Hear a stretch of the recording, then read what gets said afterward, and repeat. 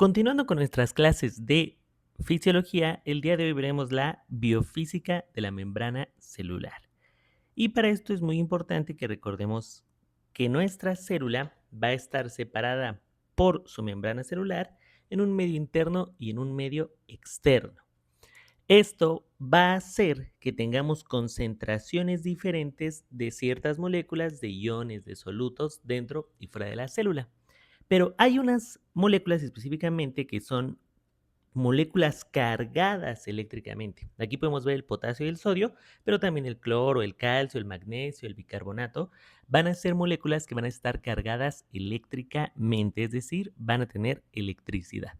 La biofísica de la membrana celular, entonces, va a estudiar los fenómenos eléctricos que ocurren en las células y que permiten funciones tan importantes como la transmisión nerviosa, la contracción muscular, la secreción glandular y algo tan relevante como la comunicación celular. Es decir, el hecho de que nuestras células puedan comunicarse va a depender de estos procesos que involucran una diferencia desigual, una distribución desigual de iones tanto adentro como afuera de la célula. Y la membrana, como recordarán, es selectivamente permeable, por lo cual puede regular el paso de cada uno de estos. Va a funcionar como una estructura eléctricamente activa y gracias a sus canales iónicos, a sus proteínas transportadoras, a la bomba sodio-potasio, entre otros, se van a generar diferencias de carga eléctrica entre el interior y el exterior de la célula. Esta diferencia de cargas va a permitir o va a ser la base prácticamente de la excitabilidad celular, es decir, de que la célula sea capaz de responder a estímulos, de excitarse desde el punto de vista neurológico. Y esto también va a ser muy importante para cuando interpretemos electrocardiogramas, electroencefalogramas, cuando quieran evaluar trastornos neuromusculares, entre otras cuestiones. Para iniciar, tenemos que definir perfectamente qué es el potencial de membrana. El potencial de membrana es la diferencia de carga eléctrica entre el interior y el exterior de la célula. Vamos a ver esta célula gigante por pasos para que podamos entender cada una de las cuestiones de la comunicación celular y la excitabilidad. Primero, de manera normal, cuando nuestra célula, específicamente esto se suele estudiar en las neuronas porque son como las principales que responden ante este tipo de cambios, cuando una neurona está simplemente descansando, no está haciendo nada, está simplemente existiendo, tiene una carga de menos 70 milivolts. A esto se le conoce como potencial de membrana en reposo. La principal razón por la que la célula está negativa es porque cuando nosotros lo medimos, hacemos una comparación, por eso es tan importante que recuerden esto, es una comparación de lo que hay adentro con lo que hay afuera. Se pone un mini electrodo aquí, un mini electrodo acá y te mide la diferencia que hay adentro y afuera. Pero la célula tiene unos poros, es decir, unas proteínas que están abiertas todo el tiempo. Y a través de esos poros se sale el potasio.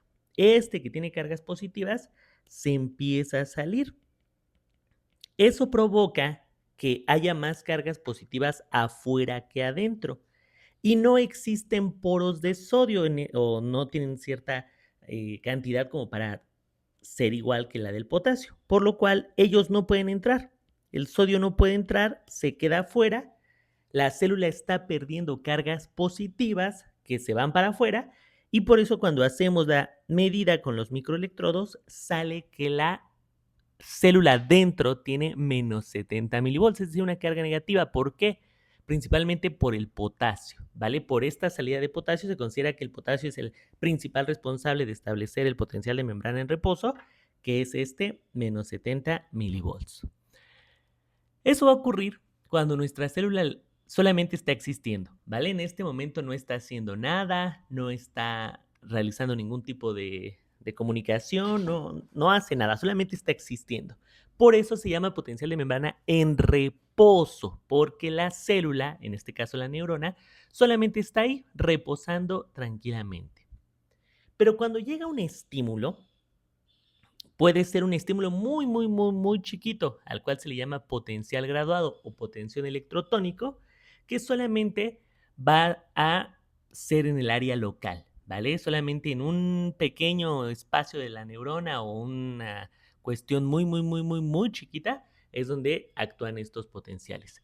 Pero en la clase de hoy nos vamos a enfocar en el principal, en el potencial de acción. Dentro del potencial de acción, tenemos células excitables como las neuronas, los músculos esqueléticos, el miocito cardíaco, el músculo liso de diferentes áreas del cuerpo, que son capaces de generar potenciales de acción. A este tipo de células se les conoce como excitables, porque son capaces de responder a estímulos, sobre todo dependiendo de la intensidad del estímulo. Y cuando responden a eso, se le conoce como potencial de acción. Ven, nos vamos a acercar aquí, está dibujado dentro de la célula el potencial de acción. Esta es una gráfica en la cual del lado izquierdo nos está midiendo el voltaje, del lado inferior, del lado de las X, nos está midiendo el tiempo y ven, estamos aquí en menos 70 milivolts y estamos en reposo. No se mueve, no sube, no baja porque la célula está en reposo. Pero cuando llega un estímulo, el potencial cambia porque ya no estamos en reposo. Imaginemos, por ejemplo, que alguien les agarra la mano y se las aprieta. Bueno, pues las neuronas de su mano van a entrar en despolarización. El voltaje sube de golpe. ¿Por qué? Porque cuando hay un estímulo se abren los canales de sodio. Y como recordarán en nuestra clase de difusión, vimos que las cosas se mueven de donde hay más a donde hay menos. Y si el medio extracelular está completamente lleno de sodio y adentro casi no hay sodio, pues si le abres un camino inmediatamente por la difusión, el sodio va a empezar a entrar de forma masiva. ¿Pero qué carga tiene el sodio? El sodio tiene una carga positiva, por lo cual van a empezar a entrar muchas cargas positivas a la célula y eso va a provocar la subida del voltaje. A esto se le conoce como despolarización y tiene que ver principalmente por la entrada de sodio a la célula. Llega un momento en que ya entró demasiado sodio, tiene un tope, un límite y se cierran de golpe los canales de sodio. Y en ese momento se abren los canales de potasio. De por sí ya teníamos algunos abiertos que son estos poros, pero hay otros que son especiales activados por voltaje que se abren de golpe cuando llegamos a un voltaje tan elevado. Por eso se llaman canales de potasio activados por voltaje. Y el potasio, al estar extremadamente concentrado adentro y muy poco concentrado afuera, siguiendo la ley de la difusión, lo que va a hacer es salirse de la célula. ¿Pero qué carga quedamos que tenía el potasio? Positiva. Por lo cual la célula nuevamente va a perder cargas positivas y eso hará que el voltaje vuelva a disminuir. A esta fase se le conoce como repolarización y es una disminución del voltaje una vez que ya habíamos despolarizado. En algunas ocasiones se baja más allá del menos 70, es decir, de nuestro valor basal, el de la base que teníamos en el reposo, se puede llegar a menos 80, a menos 90, pero cualquier valor que sea menor al valor basal, es decir, a menos 70, se considera que la célula está hiperpolarizada. En algunas ocasiones, en el potencial de acción, las células pasan por un breve periodo de hiperpolarización y después regresan al menos 70 normal. Esto tiene que ver por cómo se mueven los iones, por la bomba de potasio, por cómo participan las proteínas y varias cuestiones, pero vuelve a regularse de manera normal. Esto tiene que llevarse de esta manera todo el tiempo cuando hay un estímulo y nuestro sistema nervioso quiere responder. Si ocurren alteraciones, podría llegar a alterarse y producir convulsiones, en el corazón podría producir arritmias, podría producir alteraciones del músculo, etcétera, porque no se está llevando de manera correcta el potencial de acción.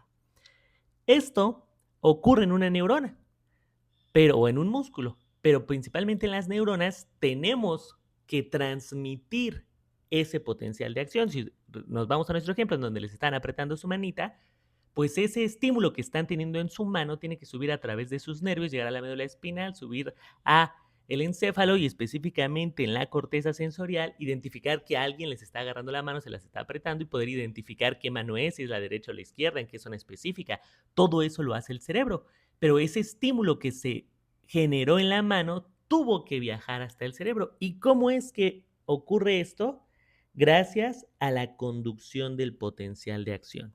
Este es un dibujo de una neurona con sus tres partes clásicas. Recuerden que aquí esta estructura son las dendritas,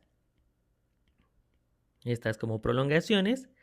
Esta parte es el soma y tenemos el axón, ¿vale? Son las tres partes clásicas de una neurona. Aquí solamente tengo otro axón y van a ver que hay una diferencia. Este axón tiene estas lineecitas que representé, son la vaina de mielina. Es un axón mielinizado, mientras que el axón de abajo carece de vaina de mielina, es decir, no tiene la grasita de la mielina. Esto va a permitir que haya dos tipos de conducción. La conducción puede ser continua, que tal cual va así poquito a poquito, como ven estas flechas. En la axónica es uno continuo y suele ser una velocidad más lenta de transmisión, o puede tener una conducción saltatoria. Gracias a la vaina de mielina, imagínenselo así, el potencial puede ir saltándolas. Realmente lo que la vaina de mielina hace es un aislamiento eléctrico, que eso permite que no se pierda el impulso inicial y eso hace que avance muy rápido, ¿vale? Pero ahorita para esta clase inicial, imaginemos que va saltando y entre cada espacio entre las vainas de mielinas va a ir avanzando, pero como va saltando, va mucho más rápido. Imagínense una persona que va subiendo una escalera, escalón por escalón, lentamente, comparado con una persona que va rapidísimo saltando de 3 en 3 o de 4 en 4. Pues obviamente la conducción saltatoria es mucho más rápida que la conducción continua. Pero para poder ocurrir la saltatoria, tienes que tener sí o sí vaina de mielina. Este tipo de conducción necesita obligatoriamente a la vaina de mielina. Por eso algunas enfermedades como la esclerosis múltiple, en la cual se destruye la vaina de mielina, alteran tanto a las personas y les provocan debilidad muscular, alteraciones de las sensaciones, dificultad para el movimiento y puede llegar a perderse completamente por este daño que se produce en la vaina de mielina. Recuerden, toda la función de las células excitatorias que quedamos que eran las nerviosas, las musculares, incluyendo los tres tipos de músculo, esquelético, liso y cardíaco, van a depender de la capacidad de la membrana celular para poder generar y conducir los potenciales eléctricos. Por eso es tan importante que nosotros sepamos. Y de hecho nosotros con fármacos, eso ya lo veremos en la sección de farmacología, podemos modificar esto para tratar diferentes enfermedades. Pero bueno, si les gustó el video, síganme, pónganle me gusta, comenten algo para que el algoritmo de YouTube le dé visibilidad al video y nos vemos la próxima clase.